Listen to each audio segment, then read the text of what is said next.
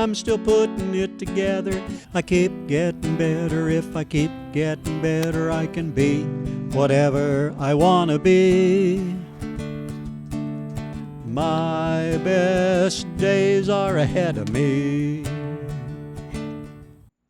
Hi there, it's John Ricks, back again to talk more about staying fit and healthy as we grow older. This is the fourth in this series of videos.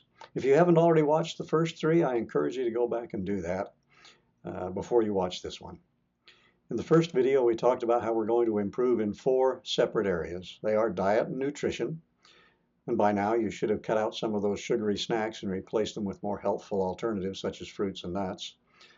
The second is endurance and stamina. We talked about walking a mile or a half hour every day in order to strengthen our heart and increase our lung capacity. You should be doing a few minutes of yoga every day to improve your flexibility and balance. And today we're going to talk about that fourth area, strength training. But before we do that, let's talk a little bit about your heart rate. Generally speaking, your resting heart rate should be somewhere between 60 and 80 beats per minute. In order to find out what that is, you just need to take your wrist, find your pulse, count the number of beats for 15 seconds, multiply it by 4, and you have your heart rate per minute. There are numerous gadgets you can buy in order to automatically track your heart rate for you while you're exercising. You could get a Fitbit, an Apple Watch, or a smartwatch. This little gadget I got a few years ago when I had COVID. You put it on your finger. It's designed to measure your oxygen level, but it also takes your pulse, and it looks like right now mine's right around 72 beats per minute. The reason that's important is because you don't want to exceed more than twice your resting heart rate while you're working out. So if your normal heart rate's around 70 beats per minute, you don't want to go above 140 during your workout. There's also another maximum that you should consider, and there's a sort of a widely accepted formula that says you subtract your age from 220, and that should be your maximum heart rate. So if you're 60 years old, you subtract that from 220, that's 160 beats per minute. You don't want to get more than 160 beats per minute, but you also don't want to exceed twice your normal resting heart rate. Now, if you do have some issues with your heart or you're concerned about your heart, you might want to talk to your doctor before you proceed with this. We're going to start doing things now that are a little more vigorous and work you a little bit harder. If during the course of the workout you start to get out of breath so that you can't really talk very well and you're that out of breath, then you need to sit down and rest as well. But keep track of your heart rate. If it starts to exceed that maximum, slow down, take a rest, take a break, and start again later. With that in mind, let's get started.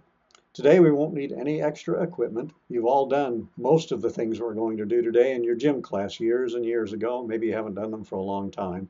But we're going to do some calisthenics.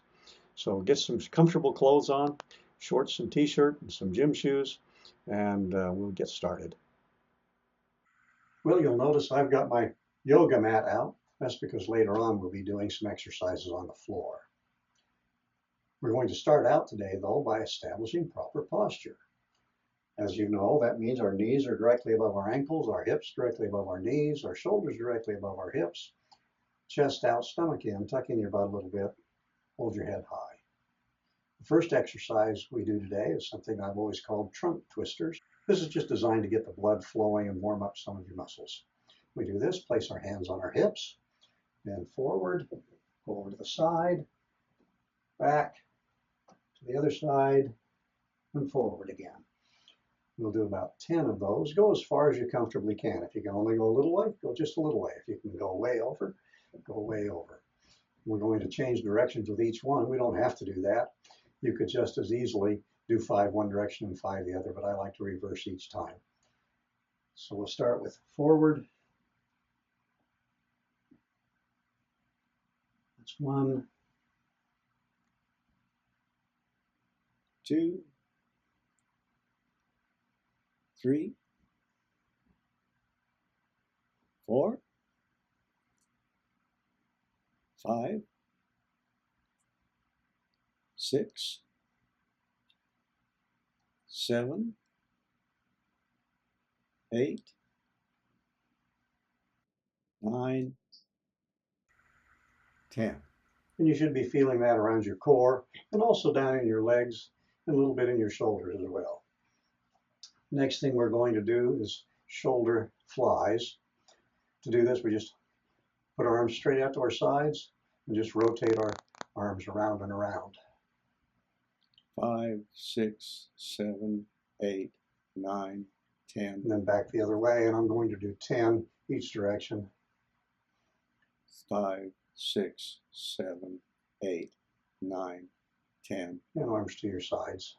You should feel that up here on your shoulders and also on your deltoids as well. Again, just loosening up the muscles, getting warmed up. I'm going to stop and have a little drink of water.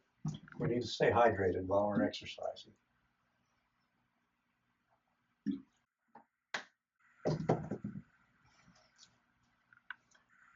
Next, we're going to stretch out by touching the floor.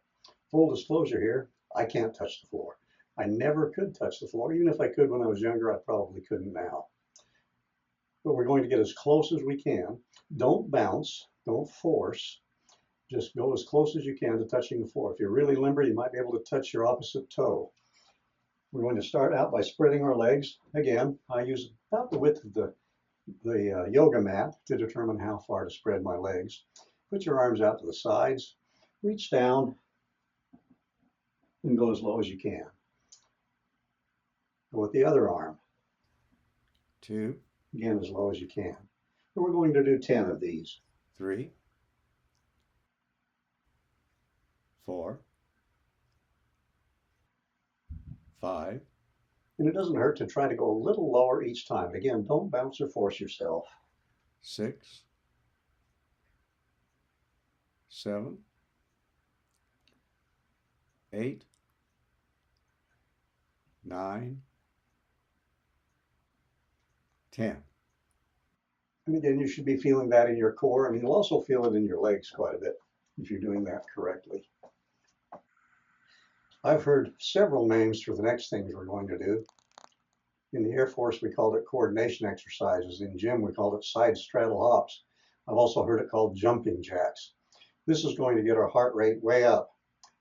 This is almost more of an aerobic exercise, but it also warms up all of your muscles. You've all done these. We'll do about 10 of them.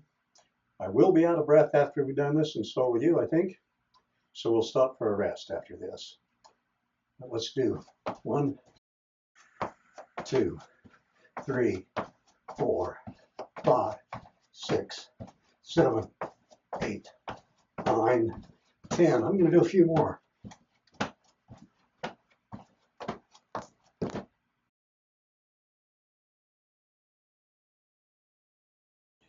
Next, we're going to do that thing you all loved when you were in gym class. We're going to do some push-ups. This, of course, is designed to strengthen our chest muscles, but it also gives a good workout to your core as you keep yourself rigid.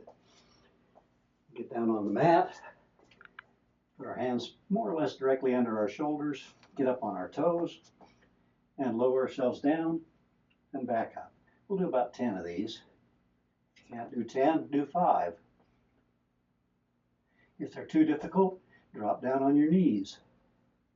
4, 5, 6, 7, 8, 9. And that's 10. And again, we're starting off relatively easily. We're going to increase that and do 3 sets of 10 or maybe 3 sets of 12 later on. All right, now we'll do some things for our stomach muscles and our other core muscles. We'll do some crunches.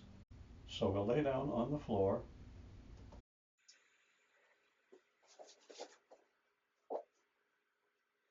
Put our knees up so that they're at about a 90-degree angle. Cross your arms on your chest. Lift your shoulders off the floor. Leave your lower back on the floor as you do this. 2, 3, 4, 5, 6, 7, 8, 9, 10. To do the plank, we want to get on our elbows and our toes. Lift our back up and hold it straight. And we'll do this for a count of about 15 today.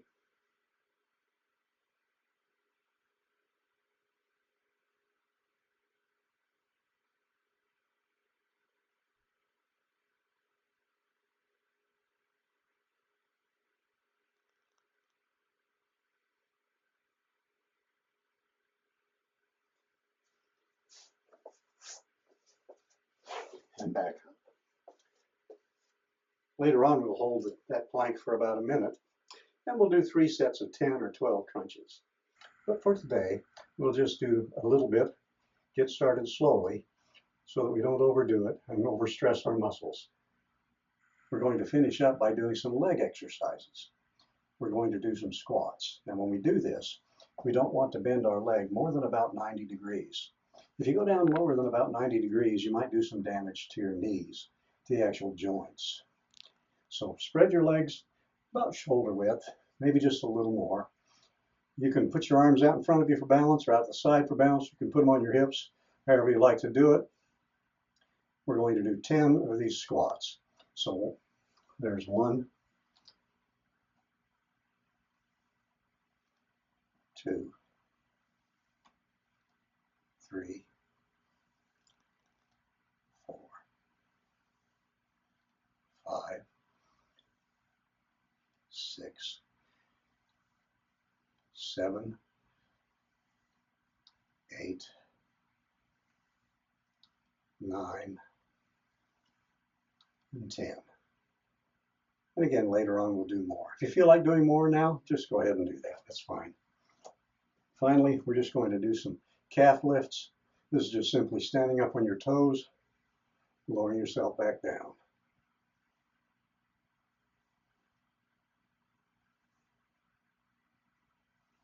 Hold yourself up for just a beat or two when you get to the top.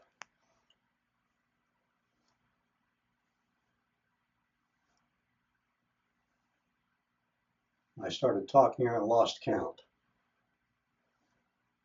But I think that's about 10 right there. Now, if you want to, you can kind of combine those. You can do a squat, and then come back up, and a calf lift, and a squat. Come back up with a calf lift. Well, then, just to summarize, we did a variety of calisthenics today. We did some trunk twisters, shoulder rotations, touch the floor or toes, jumping jacks just to kind of limber up and strengthen all of our muscles generally. We did some push-ups for our chest, crunches and plank for our core and for our abs. We did some squats and calf lifts for our legs. We'll add more intense training for strength later, but for now, spend a week. Do all of these things every day for a week. Spend 5 minutes or 10 minutes. Do as much as you think you can. And if you want to do some other exercises instead or in addition to these, that's just fine. Go ahead and do whatever you'd like to do. Next time, then, we'll talk more about diet and nutrition. We'll talk about how to feed our body so that it can build this new muscle that we want, so that it can sustain this new activity that we're doing. Until then, goodbye and good health.